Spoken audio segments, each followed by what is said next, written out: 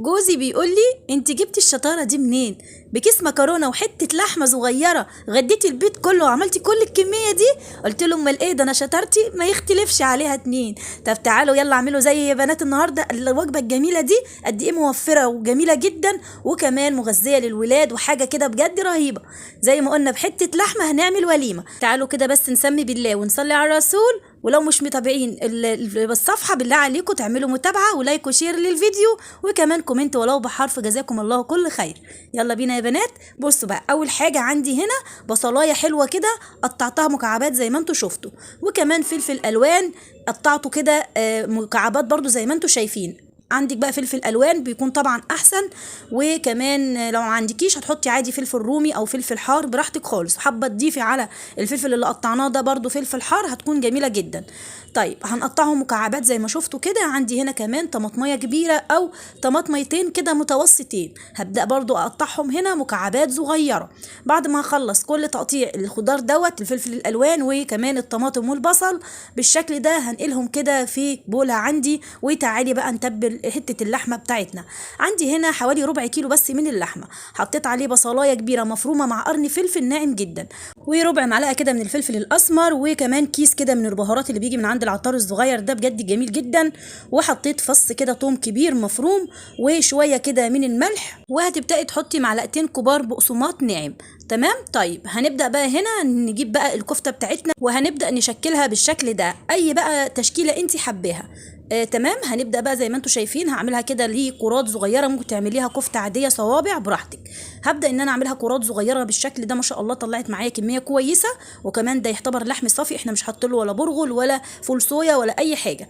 طيب هنبدا هنا عندي طاسه سخنه على النار، هنزل فيها كده بمعلقتين زيت كبار حلوين كده عشان تبقى كده عامله معانا كده دمعه وحلوه كده او تخديعه زي ما بيقولوا. الصوص بتاعها ده بيبقى بجد تحفه. اول ما الزيت معانا يسخن هبدا انزل بيه كرات اللحمه بالشكل ده. اول ما كرات اللحمه تاخد معانا لون يا بنات هنبدا نقلبها كويس قوي، ما نقلبهاش واحنا لسه حاطينها عشان هتلاقوها فكت معاكم. لكن لما تاخد طبقه زي ما انتم شايفين كده من اللون هتبدا ان انتوا اول ما تقلبوها هتتقلب معاكم بكل سهوله. هنسيبها بقى تستوي على النار كده حوالي من 5 دقايق بس كده، يعني هنسويها 3/4 سوا. بعد كده هبدا اني انا اطلع صوابع الكفته بتاعتنا كده او كرات الكفته من الطاسه كده زي ما انتم شايفين في طبق كده او في اي بوله كده بعيد. هنزل بقى في نفس الطاسه ديت بالبصل بتاعنا اللي احنا مقطعينه. اول ما البصل بتاعنا هياخد كده تشويحه بالشكل ده، عايزه اقول لكم بقى امشوا معايا كده خطوه خطوه في الوصفه. صليتوا على النبي ولا ما صليتوش؟ طب يا جماعه صلوا كلكم على النبي كده في الكومنتات، وبشكر كل حد بيكتب لي كلمه حلوه، ربنا يجعله في ميزان حسناتكم. زي ما شفتوا كده بقى نزلنا مكان الكفته في نفس الطاسه بالبصل. اول بس ما خد تشويحه نزلنا بالفلفل المكعبات اللي احنا مقطعينه اللي هو الفلفل الالوان. تمام كده. تمام كده. هبدا بقى اشوح كله في بعضه كده، وبعد كده هنزل بالطماطم بتاعتنا اللي احنا مقطعينها مكعبات بالشكل ده. بس كده برضو هتاخد كده دقيقة بالظبط تشويحة يمين وشمال زي ما انتم شايفين، اقل من دقيقة.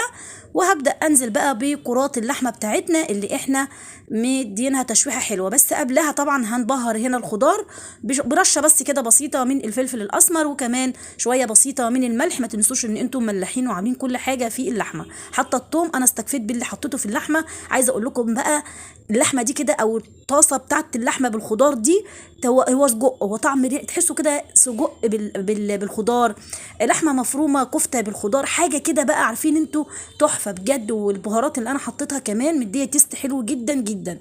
فبس كده حطيت بقى هنا اللحمه خدت بس التشويحه، هسيبها 5 دقايق كمان وبكده اللحمه خلصت معانا. عندي هنا بقى المكرونه، شويه ميه على النار، معلقتين زيت، نزلت بقى بكيس مكرونه طبعا اي نوع مكرونه انت تفضليه. وهنا بقى انا بعمل بقى الطريقه دي في الصلصه حلوه جدا.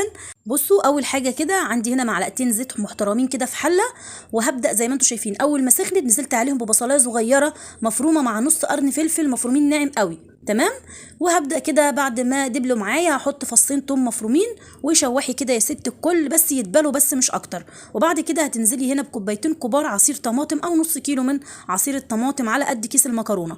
وكمان حطيت هنا معلقتين كبار من الصلصه، ربع معلقه صغيره من الكمون، ربع معلقه من الفلفل الاسود، ومكعب من المرق، ونص معلقه كده من السكر علشان طبعا ده عادل معانا الطعم وحموضه الطماطم.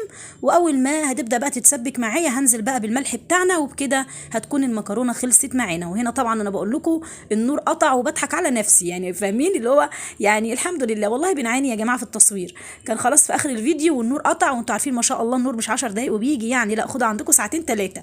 فكان لازم يتغدوا، فاضطريت اني انا اقفل الفيديو بالشكل ده. بس جربوا الوصفه دي، المكرونه بالكفته بالطريقه دي بجد رهيبه. يا رب النهارده الفيديو يكون عجبكم، بالله عليكم ما تنسوش لايك وشير للفيديو.